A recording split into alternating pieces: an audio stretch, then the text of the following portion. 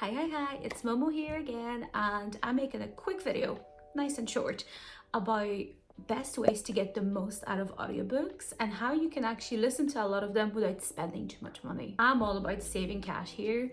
We're trying to buy a house, okay? As much as this doesn't look like I'm trying to save money, I am. So I love to read, but I also have those other hobbies. I game a lot, I walk a lot, or I'm at the gym, and I want to read books, but then you can't just sit and read all the time. So audiobooks have become my best option. And I'm obsessed with listening to a lot of indie audiobooks now, especially duets and ones that have really incredible graphic audio narrations, but they can be quite expensive.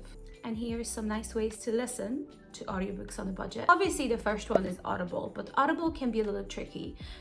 One thing with it is if you have the premium subscription, which is £9.99 in pounds, is not too bad. However, then you only get one credit. One credit a month is not enough, right? But they do have a plus catalog where you get to just listen to a lot of other stuff. It's not always a winner, doesn't always have the best things maybe you want to listen to, but I would definitely recommend it. If you can afford one subscription, that with the plus catalog where you're happy to just pick up books without caring what book it is, just to listen to something fun, it's a great option. So Bookbeat is my new recent favorite audiobook service. You pay for the hours you consume, so you don't have to worry about any hidden fees or any hidden limitations. At the start, Bookbeat wasn't my favorite subscription when the app came out because the library was quite genuinely limited. But in the past 6 months, it has skyrocketed. You even have Sarah J Maas books on it. There's a lot of content there. You essentially get specific hours per subscription and you get to listen to the books you want within that hour period. The first month, you can actually get 20 hours free. If you have multiple emails, you can probably try and sign up with multiple emails. I have a book one and a personal one, so I've used both of those to try and maximize to see if I liked the subscription service. And then I did, so then I eventually ended up paying for it. The 20-hour one is $6.99, which is actually not bad. I would say if you're listening to contemporary romance books, you could get away with pretty much two, a little bit on the shorter 300-ish pages books a month. I tend to listen to a bit more than that. Since I'm an audiobook fiend, I get the 40-hour subscription and I do really use it and I really like it. There's no hidden sort of fees or hours or anything like that, like Scribd used to be. I think it's called Everend now. I'm not a fan anymore. They never tell you how much time you're allowed with a book and then you can't really extend it. So here you get to just pay for what you want.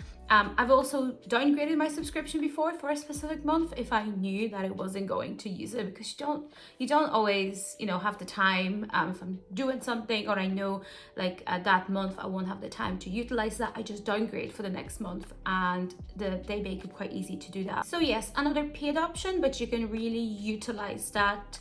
And that could be your sole subscription that you go for, and it's not too expensive. Obviously, it depends on how much you listen to. The next one is if you have Amazon Music or Spotify, you actually get some hours free within those subscriptions. So I have Spotify, and within that every month I get 15 hours free. That always gives me one audiobook. And it's been fantastic. The library may be a little bit more limited, but there is some like surprisingly popular books on that. But I like to use it to listen to maybe a bit less popular books, maybe more indie, because some indie authors put those up there.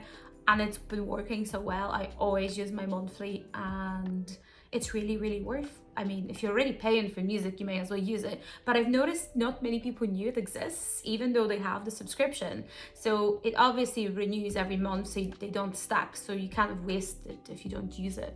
So now Amazon Music app, if you have the unlimited Amazon Music subscription, you get to listen to one audiobook a month for free. So if you already happen to be a customer and you didn't know that exists, you may as well go and listen to an audiobook.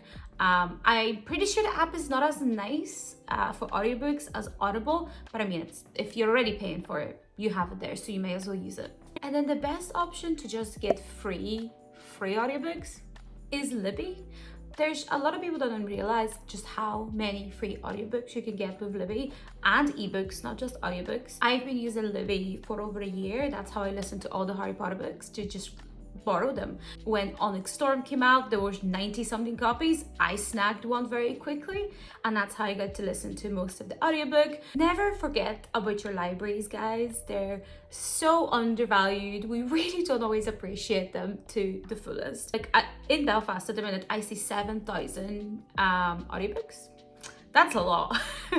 And you can filter very easily by genre, by type. You can find so many different audiobooks. Anything that's new pops up on the homepage for you as recommended. The app is beyond amazing for the fact that it's free completely. You pay nothing. I have friends who have a family in the US and then family in the UK, or they live in the UK, and they actually get to utilize both libraries a little bit through Libby. So there's a lot you can do if you're really on a tight budget and you can't or don't want to spend crazy money. Now, the key though is to have some good library manners, and when you're borrowing an audiobook, as soon as you're done, return it. Don't wait for the loan to expire, because essentially there's people potentially in the queue. You can make their day and they just appear earlier than predicted into their app. So that's kind of like good library Libby manners. Yeah, so that's it. That's just some tips, quick tips on how to get those audiobooks, how to utilize the libraries and the subscription services that are there without spending ridiculous money.